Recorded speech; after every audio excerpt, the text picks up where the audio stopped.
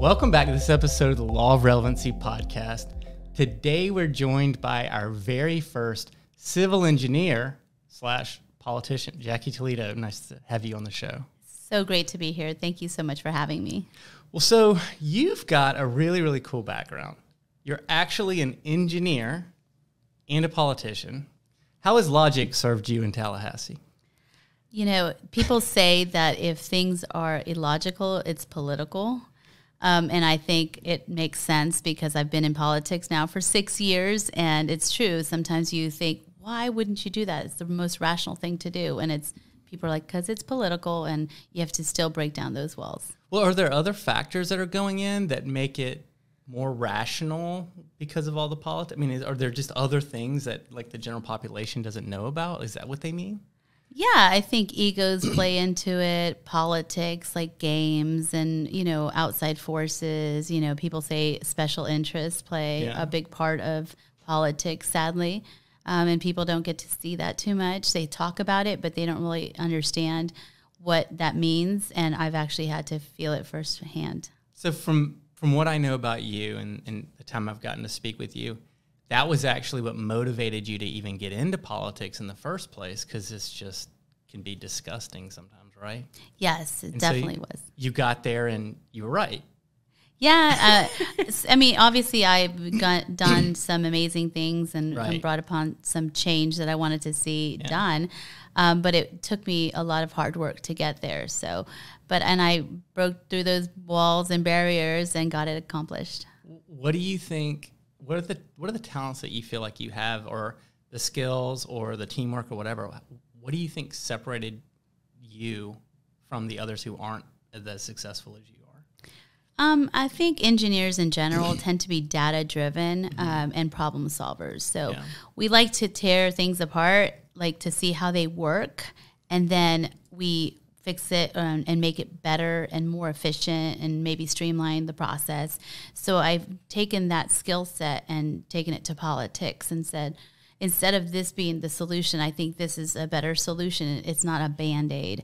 So, for example, the texting and driving bill that I got done, that was data-driven. I mean, you know that when people are distracted, people could get in car accidents or hit someone. It's common sense. Yeah, it's common sense to not do this while you're driving. I mean, you're behind a vehicle driving even 20 or 50 miles an hour and hitting someone that's on a bicycle or walking could kill them. Right. And this was such a easy, I thought, fix if we just banned texting and driving. And the numbers proved that it was something that was working in other states. And so I went to Tallahassee to get that done. And it took me a couple years to do it, which didn't make any sense. Again, people didn't want to make any changes. They thought we were fine, and we weren't. We're the worst in the country on pedestrian bicycle fatalities. So I really wanted to make a difference. So I had to bring that expertise to Tallahassee. How long did it take for you to actually learn that process of how to get things done in government?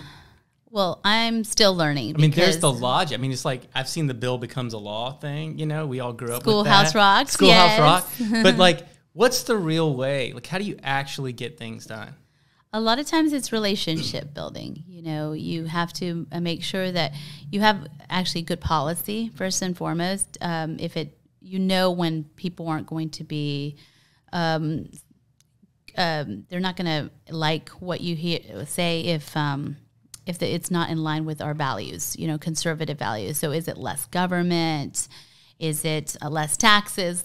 Things like that as a Republican. But if it's something that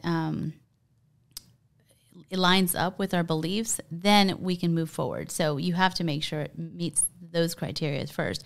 And then it becomes relationships. So that's what I learned. It's all about relationships and working hard because you can't just give up. You can't be married to a bill too because you're going to see it change.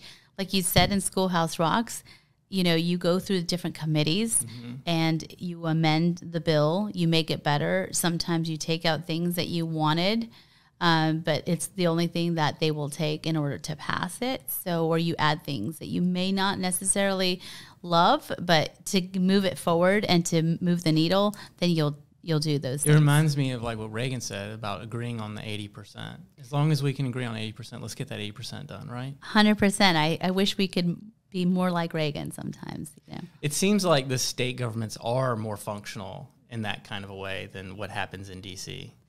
That's right. And we have 120 members, so it still takes a lot of work. But obviously in Congress, you have 435 members that you have to convince. Oh, my goodness. And you're running for that seat right now. Yes, I'm running for Congress because, I mean, I feel Tallahassee is in good hands and Congress is just a mess, and I'm a mom on a mission, so I'm going to clean this mess up. Oh, my goodness. Well, I would be a little nervous if I was an opponent of yours because you've been so productive, yet you also have 5 kids. Yes. I mean, you have so much going on. You have to go to all these events. I mean, how do you get it all done? So I have a built-in army, right? My 5 kids do join me all the time, and every day when I knock on doors, they're with me. And it brings us together, actually, because we share stories at the end of the night on who they talked to when they knocked, you know, things that they've heard. And, you know, they're very up-to-date with politics now, and I wish more young people were. And they encourage their friends to be involved. And, you know, now with TikTok and social media, Right. really indoctrinating our kids, they get to be the other side, that those things aren't true, or, you know, so I think that they're learning things that most children don't get to learn, and it brings us all closer together. We have a common goal, and I feel that it makes me have an advantage because I do have that built-in army, and of course my family, my mom and dad and Sure. stepdad and the rest of my family are all very involved in politics. So my kids are awesome. They are the reason why I run, because I feel what I'm doing today will impact their future and future generations. Of course. And the trajectory that we're on right now is not what I would like to see our country go to. Right. So that's what I'm going to do. That must be super fulfilling for you to be able to actually make an impact in that way. It is, and they've been impressed with what I've been able to accomplish in Tallahassee, because I told them I'm going to get texting and driving done, and I did it. And they're like, wow, Mom, you did that. That's a cool, legacy. so cool. Yes, and I increased the age of smoking and vaping to 21 as well. Like, that is something that one day, you know, my kids will say, oh, it's 21 to vape and smoke, and that's because of the development. Yeah, our brains don't even stop forming until, like, I think we're 25. That's why we can't rent cars. That's right. That's right. Because there's a business component to that. But The yes, actuaries say, yeah, exactly. it's not a good business decision. So those are legacy changes that I've been able to accomplish while I've been in Tallahassee. And, you know, it is a big sacrifice to leave your family, but every day I'm there, I'm fighting. I'm fighting the good fight. Well, can we talk about that for a little bit? So let's rewind the tape. So you immigrated from Lima, Peru as a young child. And so your parents helped, you know, they like, tell me that whole process. Like, how did you get here? So become a part in of this? 1979, I was 3 years old, and my parents came to the U.S. because there was a lot of guerrilla warfare in Right. Peru, and they just saw the writing on the wall. That it's not a place that they wanted to raise the family. So they came here legally and asked for permission to have my sister and I come. And it took about 2 years, Wow. which to me is a huge sacrifice. I can't imagine being away from my kids. Oh, that sounds horrible. 2 years. I mean, I'm sick to my stomach when I leave them for a few days. You know, I miss them dearly. But they knew that they were sacrificing that for a better future for us. And thank God for them bringing us to the United States, because now we have so many opportunities here. And through hard work, which is all they've ever taught me, they were able to achieve the American dream, and we're living the American dream. course, I mean, the yeah. fact that I'm elected and an engineer is an American dream that I was able to fulfill. So I bet your parents are super proud of you. Yes, they are. They always say, I'm your number one fan, and my kids all say, no, we're number one. So they fight who's number one fan, but I told my kids, my mom is definitely number one. Like, she actually was the number one fan. That's awesome. All moms are, right? She's got the jersey. Yeah, she gets the number one jersey. And you've got 5 kids. 5 kids. That's so many. Like, I have 2, and I have 1 on the way, and I feel completely overwhelmed. And you're doing a heck of a lot more than I do. Yeah, but they help each other out. So, Yeah. and they had to step up to the plate too, Yeah. because you know, I'm a single mom.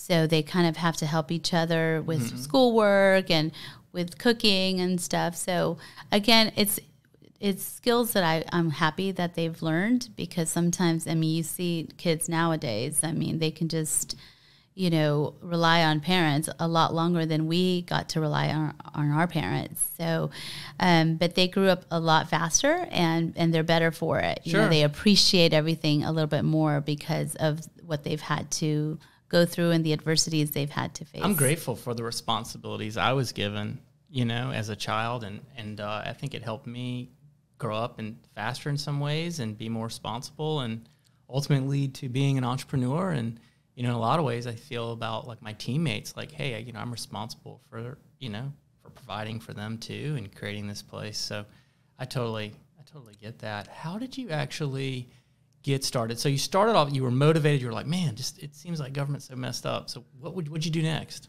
So actually I was riding my bike with my kids, and people were like honking at me and like trying to push me off the road. And I was like, what is wrong with people, And then I started looking at the data about pedestrian bicycle safety. And I started an organization called Walk Bike Tampa for creating awareness in bicycle and pedestrian issues and making, Tampa Bay safer for bicyclists and pedestrians. But it was an advocacy group. It grew. It's actually still around, and they're doing amazing things.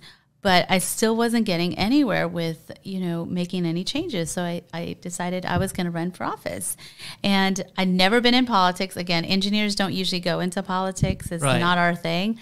But I decided to run for city council because that's, local so office. Step one. Okay, we'll knock over that domino. Exactly. Let's see what happens. And I remember someone telling me that's crazy because I live in a Democrat city, and the seat that I was running for was 67% Democrat. That's an uphill climb. Yes. And I thought, but I'm still going to do it because I'm passionate about it. I mean, I'm not afraid of failure, so I want to get my message out there, and at least we will talk about these issues. Right. And again, I'm an expert in transportation, so I thought, what better person to talk about? Yes, that's right. You know exactly what you're doing. Yeah, and transportation is my specialty. So I did lose, unfortunately, by 141 votes, which is not a referendum against me, but it was. I think that's the opposite. If that district is 67% in the opposite direction and you near miss, yes, that's super good. Yeah, and actually it was a blessing. Thank God he had a different plan for me because within 9 months I started running for the state house, which became open. It wasn't like I had planned it. Yeah. It just, the person running for the house was now running for Senate, so opened up that seat. And against, I faced adversity because they said that they selected someone else to run for that seat. And I thought to myself, this is the United States of America. Like anyone can run. You don't get anointed or selected to run. Right. I'm going to run, and that person's going to have to work hard, just like I'm going to work hard. And I outworked this person, and they had more money than me. They had all the endorsements. They had all the establishment behind them. And I just knocked on doors all day, and I worked hard. That's like the American dream right there. That's the old legend of just knock on doors. You got to meet people, right? Yes. And sometimes you get kicked out of neighborhoods because no soliciting. I'm like, I'm so sorry. But, at least you tried. But no, and I did that, and I won. And then I won my general election by 15,000 votes. So I went from losing 141. Really impressive. Yeah, but also just don't give up. Like if you believe in something, you just keep doing it, until you can make a difference, and that's, I think, a lot of times what I don't like about politics. Sometimes people just want to be someone, not do something. And I'm the opposite. I'm already someone. Like I'm accomplished as an engineer, as a mother. I'm not trying to impress anybody. Right. Yeah. Exactly. I just want to get things done. And I do believe in term limits. People ask me all the time. I'm like, absolutely. I don't want to do this forever, because you should be able to go in and especially if you're new, you're aggressive, you want to get things done. If you can't get it done, you probably need to go home and just let someone else get it done, So that's how I feel about politics. And I left one term early because I could have done another term. It would have been easy for me to get reelected. Yeah. I had a lot of different options, but I think where I was needed is in D.C. because we need fighters in D.C. to win our country back and get us back on track. Yeah, I agree with you in almost everything that you said. One of the things that it was so interesting to me is that an issue of term limits, I think there's like 89% of all voters agree that term limits should be a thing. But for some reason, like it can't become a law. I mean, I guess because the people that have to pass it into law are the people that would be term limited out, right? But it seems like if there was one mistake, the framers made, it was not including something like that into the. I mean, it seems like they inferred it. They did infer it, absolutely. The language is there that, they should go back to their communities. They should go back to farming. They should go back to doing the things that they were doing, right? But they left it out. And I'm glad that you mentioned the farming because right now what we're seeing is a lot of lawyers in D.C. and in Tallahassee. I'm actually the only professional engineer in the Florida legislature.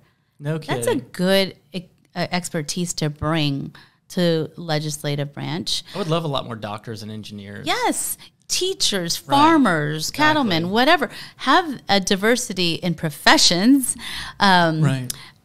Because we bring a different perspective, so, but unfortunately, and I love lawyers, but, sometimes they argue everything and they can't get anything done. Engineers are black and white and they solve a problem. They get to the root cause of an issue and then fix it. Yeah. So what are the issues that you're most proud of having an impact on? Well, I mentioned texting and driving and vaping, but, I fought the PBMs, pharmacy benefit managers, which is the middleman in the prescription drug supply chain world. And most people don't know who they are. I accidentally found out about them. Explain the whole thing to us. Yes. So I went to fill a prescription for my daughter for ADD. And went to the doctor. The doctor told me to get this medicine, and he said it would cost me $25. And I said, okay, that's affordable. So I went to the pharmacy, and they said it was $480. And I said, a little bit of difference. Little bit of difference, and completely not affordable. I could not do that. I didn't have an extra $500 lying around. And something that I couldn't sustain monthly, to keep my daughter, with the medicine that she needs. So I stood there and I wanted to talk. I felt like a Karen, but I wanted to talk to the manager. I wanted to find out why they weren't accepting the $25 rebate that I was supposed to receive. And after sitting there for I think it was like a couple hours, but they finally said, okay, we called, they reduced it to $250, which is still high. And then they finally said, okay, we'll accept the money. And I said, what changed? Like, who did you end up calling? And they said, the PBM. I said, what is that? And I had been elected, but just recently elected. So you didn't drop one of those, don't you know who I am? No, I didn't, because that's obnoxious. But exactly. I mean, God, anyone that does that. I know, it's terrible. I know, because I want to see what anyone would go through. You're in a fact-finding mission now. Right. I want to make sure that no one has to go through what I just went through. Because I had some time, because $500 was worth my time to get it. So, but some people may not have time. Some people may be between like losing their job if they stood there, now they can't get the medicine that they need. So what happens? They end up in the hospital. Yeah. And that costs all of us money, especially if they don't have enough insurance. Absolutely. Or, it's a snowball effect. So I felt that there was something wrong here. So I started looking into it. I actually read many books on this issue. I talked to all the stakeholders, but I learned that the PBMs are like the mafia. Like, you do not mess with the PBMs because they have so much money. They will go after you. I had people calling me from around the country saying, you don't understand what you're dealing with. And I said, I don't care. What are they going to do to me? Not get me elected? Okay, but I want to expose them. At the very minimum, I want to expose them. So I don't think that's not going to get me elected because I'm for the people, not for the PBMs. Right. So it was tough. I mean, they had a stronghold on some people in Tallahassee. And they said that there was no issue with PBMs and that they were created to negotiate drug prices and to bring the cost down. And I said, I get that. I get the good intention of it, but sometimes good intentions don't always work. Mm-hmm. And it's not working because we're not seeing the passed down cost savings to the patient or to the plan. You know, someone is lining their pockets. Working? Yeah. So can we at least look into it? Can we have some oversight? Can we have some transparency? Words that, you know, everyone should be in agreement to, right? It's rational, sure. No, we want nothing, no changes. Well, so I filed a bill that would do all of these things, not allow for spread pricing. These are all technical terms that I learned, but basically so that we can get the cost savings. Mm-hmm. They wouldn't listen to the bill. So last year I did finally get a bill passed that would allow for certain audits and force PBMs to register and have certain things that they had to abide by. But it was just moving the needle just a tiny bit. Mm-hmm. But last week the governor had an executive order to do all the things that I initially wanted to get done. That's huge. Which is huge. I mean, he just did it with his pen, which is amazing. And I thank him for it because it will save us so much money. And he saw the data and he probably realized that this is something that needed to be done a long time ago. And many other states are doing it too. And that was a separate swim lane. Like maybe yes. So it's not like they necessarily read your bill and then said, hey, let's take everything out of Jackie's bill and turn it into this executive order. Right. It's not that. I think people were just complaining. Pharmacists were complaining. But you've been working on this for like 5 years. Yes. Right. So you started to create awareness and people are starting to pick up on this. Like there's an extreme amount of profit right here and it's not an open, transparent market. Right. And the costs aren't going down. Mm-hmm. You know, in other sectors, costs go down. I mean, right now nothing is going down, but that's another whole issue. But but in most, like TVs go down, telephones go down in cost. Prescription drugs, even though you see that the price of a drug is going down, mm-hmm. but you're not paying less. So somewhere there's a flag. And so I think that the governor got the same data that I got, that there is an issue, and he listened to the people as well, and took action, bold, decisive action, and did it immediately, not waited until the legislative session, which is this one lane to go. Yeah. But he just took action, which was amazing. What's the amount of money that's going to save? We don't know yet, billions. But yes, in the billions. I mean, I've seen lawsuits from the attorney generals in other states file against PBMs and have saved hundreds of millions of dollars for their state. So we haven't uncovered that yet, but I'm sure we will. Wow. Yeah. So, mind if we talk about something a little stickier? So, sure. Like, you know, you immigrated to America. Thank you, parents, for bringing me this land of opportunity, right? And then it's a hot topic right now, right?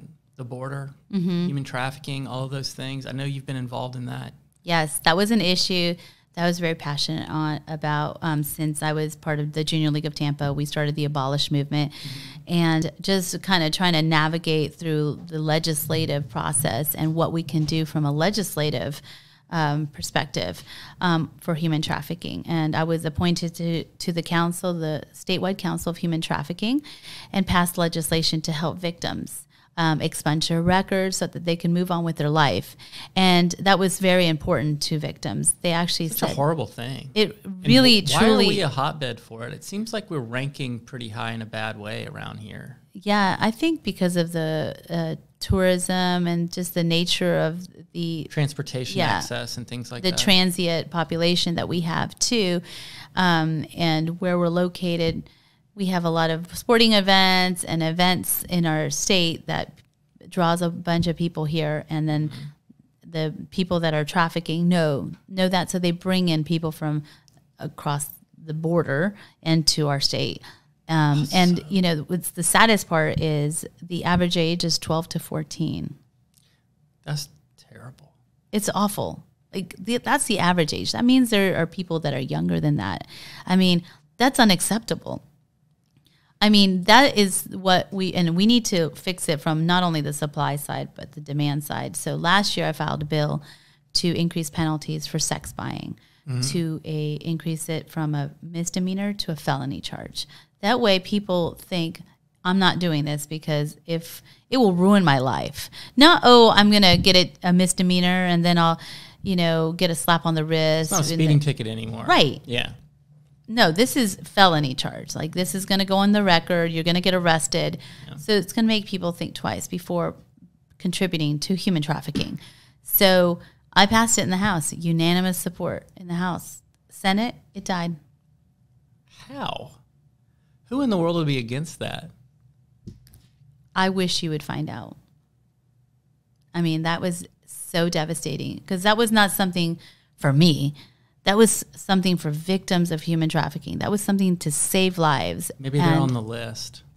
Maybe. No, I wouldn't say that, but yeah. I mean, why wouldn't they propose it? What That's did horrible. who didn't I, Unanimous and then doesn't and does in the Senate. It's crazy. And it was like What's literally. What's that feel like as a politician to work so hard on something like that and seeing such awesome, it's like being up by 50 points in the first half. Mm-hmm. It was sad and disappointing. I do believe it had to do with egos, sadly. And that's the saddest part. Because in the meantime, people are getting trafficked. People are continuing with this perverse, practice of using women and young boys and young girls for sex. And it's disgusting to me. But again, I couldn't get it done last year. I hope someone will pick up the reins and do it next year. But I will fight for to end human trafficking at the federal level. Yeah, let's do it there. So there's things we could do there.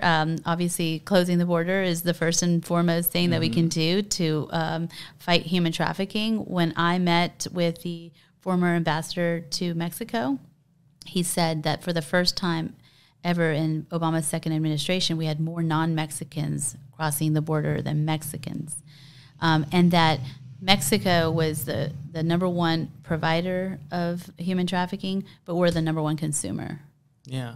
I'm like, wow, that is disgusting. So we've got to secure the border. Fentanyl, that's killing everyone. I was in Zephyr Hills yesterday, and they had this fentanyl drug bust. Mm-hmm.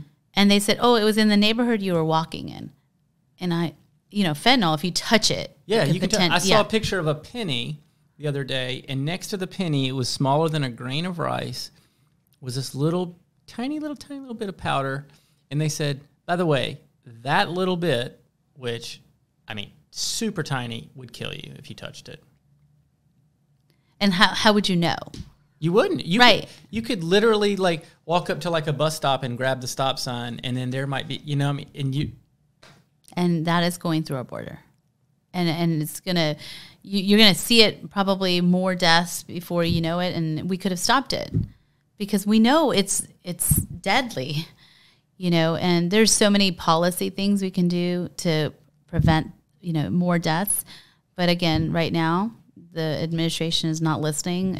They're not doing anything right. So what we can do, is hope that in November we have a red wave and can switch. I know this is not a political show, but right. It's just I think most of us feel that we're heading in the wrong direction to save lives, to bring down the cost of everything.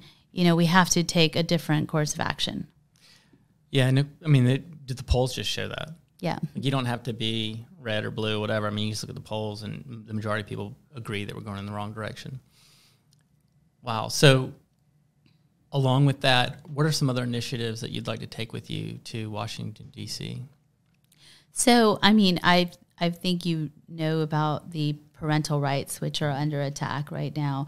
There are people saying we should be talking about sexuality to young children, and as a mother, I want to be the first influencer in my child's life. Mm-hmm. And sadly, we have to fight for parental rights, and we've done that at the state level, but I think we need to do that at the federal level, because as a parent, that is your first and foremost right, is to influence your children and to give them that upbringing, that foundation of whatever it is, but it's right. You, not government, not social media, not a teacher, it is you. So there are basic things that we should be teaching in the classroom, and that's math, science, words, reading, writing, those things, not social issues that are happening. So, the indoctrination of of our children is something we should all be concerned about, whether you're left or in the right side. So I think I'll definitely work on that. But energy independence is something as an engineer I want to focus on. Mm-hmm. We're paying $5 a gallon for gas, $6 a gallon for gas, and that's unsustainable. There are people that are struggling to make it, and now they can't buy this basic goods because of how much they're paying for gas to get to work. Right. I saw something. I think it was the average family's paying $3,400 more a year because of how much gas costs now. Right. And, I think, some people have trucks, for example, for their work. Mm-hmm. Well, trucks take up a lot more gas than a small, tiny, not all of us can afford just to have a small car or I was shopping for a pickup truck about 5 months ago. Like somebody hit me at a traffic light and I was like, I love having a truck. I had one years and years ago. I was like, I'm going to look for a truck. So I ended up buying one with this very fuel efficient engine, but I always kind of dream of like that bigger truck.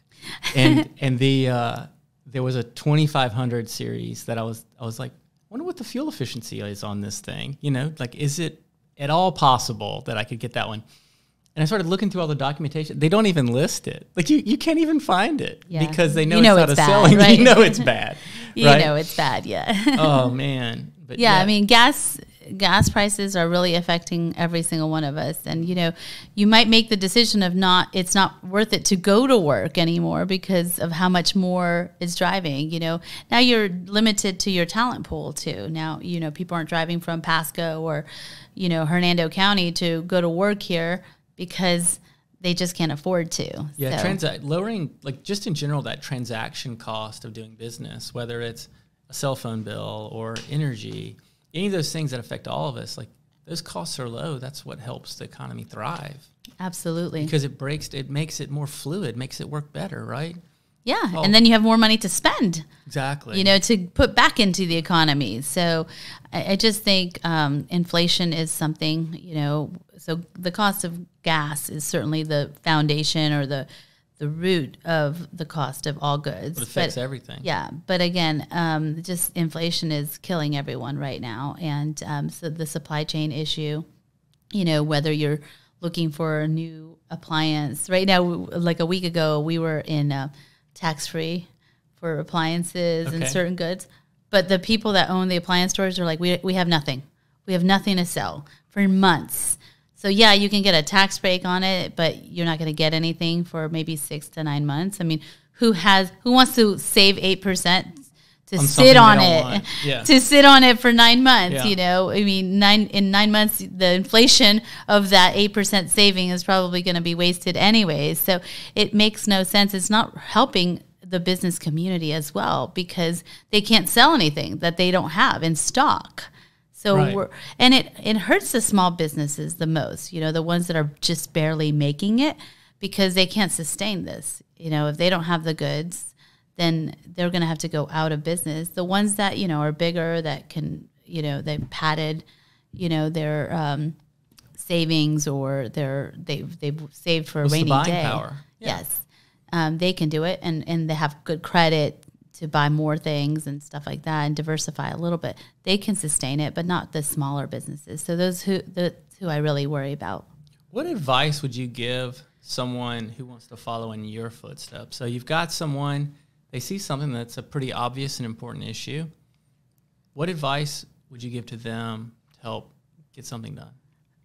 I would say be passionate about something. You don't go up there, like people are like, oh, is it so cool to be a state rep? And I'm like, the glamorous part. Sometimes I want to videotape myself saying, this is my glamorous part. 6 a.m. in the morning, I'm going to, clean up the bay because that's part of your job is to be out there helping our communities. So, but you have to be passionate about that. It's not just your title. I mean, so anyone can do it. You have to have passion. You have to have good work ethic. I feel like I'm very accessible to the people I represent, and I think that's important because I want to be able to call who represents me, whether it's my congressperson. Super old school, like I love it. Yes, I mean, but we should all be like that. Yes, everyone knew everyone, and everyone held the person accountable. It wasn't like layers of, people between you and the person they're representing. How would you know what I care about if you don't even know who I am? And that's why I knock on doors, because I love hearing directly from the source of the person I'm going to be representing. Are these the issues that you're being impacted by? Do you care about these issues? Like if I went to houses and I said, human trafficking is something I'm passionate about, and they were like, yeah, I don't care about that. Then I'm like, maybe I'm not fighting for the right cause. But every time I talk about human trafficking, people are like, oh, they don't like to talk about it because it's like something you don't want to think about, but they're very concerned. Because we should be concerned about that. It's happening in our backyard, and we can do something about it. Mm-hmm. So I think when I'm out there knocking on doors, talking to people, that's when you get a real sense of where people are at and how people are suffering. Yeah, like you can actually have that tough conversation with somebody if they want to have it. They can ask you the hard questions. And you're right, because most people aren't going to call me and say, hey, what do you feel about this? But when you're door to door and face to face with them, they can put their phone over there, and Facebook isn't listening to the conversation, Exactly. But those cameras are those ring camera. Oh my God. That has changed so many things. I talk to the Ring camera. I'm like, hi, I'm Jackie. Excuse me for a moment, put some duct tape over this. I know. Yeah. But I've had people say, oh, we love you, Jackie. And I'm like, oh my God, it's so cute. We're not home right now. Yeah, leave a sign. And I'm like, oh, that is so adorable. And I get so happy. And funny. My kids get happy because we all like, yay, we got a yard sign. It's fun. But, I think that to run for office, it is difficult, but it feels so good when you get to help someone out. Yeah. When you can be that person to make that one call to help either someone with an issue that they have personally for their health. What's a good example? Because, we talked about being able to write legislation, help pass the legislation, whip it up, get the votes, all those kinds of things. What are some examples of services that you and the other representatives can provide to us voters? Yeah, so it's funny because most people don't think to call me for like a passport. That's just a small example. But, during COVID, I felt like the passport agency, actually, the expediting passport agency. People called me and said, oh my gosh, I'm leaving. My passport is supposed to come in the mail and it hasn't come. And I'm like, let me call and try to get you an appointment so you can get your passport right away. But people were like, oh my God, you're amazing. Thank you so much for your help. It was not a state issue. It's a federal issue, but I can help facilitate that. I had a woman who called me and said that in her backyard, it was flooding to a point where the seawall was being deteriorated. And she goes, I've called the city 100 times, I'm worried. And she was an older lady. I went out there, had my staff go out there, take a look at the situation, call the city. The city was out there the next day, within weeks, fixed it. Right. I didn't know who she was. I've never met her before. She happened to be a Democrat, by the way. So funny story about a year later, I asked my good friend to put a sign up, and she said, I can't. My neighbor across the street is a Democrat and just would go crazy. So I can't put your sign up because she's, a Biden supporter. And I said, oh, okay, that's fine. And then she called me like a week later. What? This woman loves you. I was like, what do you mean? She goes, she said you helped her on this issue in her backyard. And I was like, really? Oh, that's wonderful. And does she want a sign too? She did. She got a sign. Right. And she did a video for me on Facebook. Wow. She said, I'm a lifelong Democrat and I love Jackie Toledo because she helped me with an issue I had with the city. Yeah. That wasn't a partisan issue. It was someone needed help and I could help them. I had another family that asked me for help. They wanted to adopt a child and they were getting all this red tape. I said, let me see if I can call someone. And I did. And, whatever issues, you never know. Lighting, Tico. Oh, I have the light out at night. I've been calling. No one's answered. Oh, let me see what I can do. The next day, fixed. It's so cool to hear you actually talk about this because when I think about someone with your kind of influence, it's like my normal disposition is like, I don't want to bother her. She's like super important. She's fighting for America or Tampa Bay or whatever she's doing. Like I'm just a peon. I'm just one of the little people, right? I want to bother you. But you're like literally on the show inviting people to call you about these issues. It's my favorite part of my job. If you can call me and I can help you with something, like, yay. You know, even it's like a base hit every day. Just like I would love that. And constituent services is like what you call it when someone calls and has an issue. And I tell my staff, this is the most important thing. Like, you drop everything else and you help people out. This is who we are and what we do. I leave my cell phone number on all my palm cards. Nobody calls me, by the way, but just so that they can call me. And if they had an issue with my vote or had a question, because of course, you know, politics is nasty. People talk about you. Yeah. Ask me if you think that this is true about me. Why don't you ask me? So that's amazing. Yeah, and I think most people should be like that. I can't stand when people are, you know, I want to meet with someone. They say, "Well, call our offices and." You know, and see if I can fit you in. Okay, how about yes? I'm getting that same feeling I get when I get the library card, and they go, now that you have this library card, you have access to all of this. And I'm like, really? Why? Like, just this little card? You know, it's like, you mean I get all of this for just paying my taxes? Yeah. That's amazing. Like, I feel like I've been given, like, this cool new capability. Oh, my gosh. I wish more people were like you, so excited about the library card. I'll get you a library card. No, I got one. I got one already. But yeah, I don't need you to make a call. Thank you. Okay. I'll come up with something better. Yes. But, no, but that's crazy. But it's that same kind of feeling. It's like, wait a second. Is this what it feels like to have government working for me? That's incredible. And we should all expect that, you know, not have the red tape or we'll call you back and no call back. Well, you call the numbers and it like goes into like the voicemail system and you're like, okay, I'm sure there's 10,000 other people calling and leaving voicemails. I will never, ever, ever hear from these people ever. Yeah, and I mean, occasionally some slips through the cracks. You know, I've had people say, I called you and left you a message through my office, and I go back to the office and I'm like, what, did so-and-so call and say that they had an issue?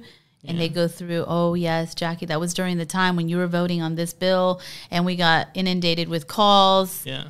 You know, so follow up. You know, it could be a friendly follow-up. It doesn't have to be, you know, you ignored me follow-up, but it's, I really, truly want to help people. So that really comes across. You know, I think about a little bit of what I do for a living. So we help these brands to brand themselves. And a lot of times branding is building trust with people who haven't done business with them yet, right? Right.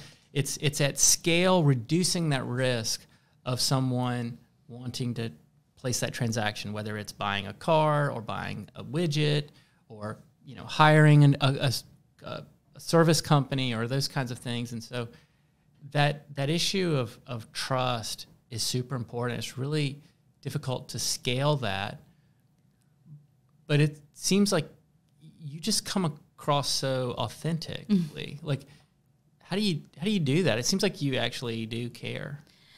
I mean, I think because I'm a mom, you know, and it could be my kids asking for help, you know, and I wish I could get the same type of help from someone sometimes, especially in my hard times of my life where, you know, I wish someone was there to help me, you know.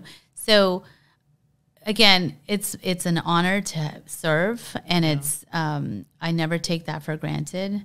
But at the same time, you know, if I can help people out, it's God put me in this position to help people. So that's how I feel. And I don't know that. I don't know. I just feel like sometimes people take things for granted, whether it's your position.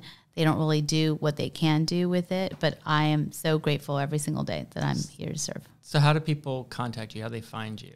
So they can go and call my cell phone. I mean, it's 813-215-8435. It's my only cell phone. I don't have a Batman phone or any of that stuff. That's amazing. But you can also find me on social media as Jackie Toledo #4 Congress. That's my, what do you call it? Your handle? Handle. There I always forget that term. But my handle, and on Facebook, Jackie Toledo for Congress. I'm on there all the time, you know, but sometimes people text me and they just say hi, which I think is not going to get a response. Like, tell me what your issue is and I'll help you. But, you know, there's people that troll you too, and you don't know what they're up to. But again, I want to be accessible. My office, my legislative office, is on Kennedy, very visible, open. It's not in a building, tucked away through gates and gates. So, I don't want to be that person. I want to be available. Kennedy's like the main drag. Yes. Yeah. Connecting downtown in the biggest business district, West Shore. That's right. Absolutely. So. God, that's so cool. Well, thank you so much for coming in. It's been a huge pleasure having you on the show. Thank you so much. Likewise. I had so much fun. I don't know how fast it went, but, We've been talking for about an hour now. Really? Yeah. Oh, my goodness. That is. I'm sorry. It went you by probably so missed fast. an appointment. Now you got to call and apologize to somebody. No, I'm always a little late. It's Latina. I'm Latina, right? So that's what happens. I'm actually going to see where my next appointment is. Well, thank you again for coming on the show, and I'll make sure that your addresses for where people can follow you will be posted with the podcast, and we'll put it out there for everybody to learn more about who you are and how they can access you. It's awesome. great. Thank you. Yeah, I really had fun doing this. I felt like it went by in 15 minutes. Well, come on back. Yeah, That'd absolutely. be awesome. And yes. good luck in your next election. Oh my gosh, it's in 40 days. It's like Lent between Easter and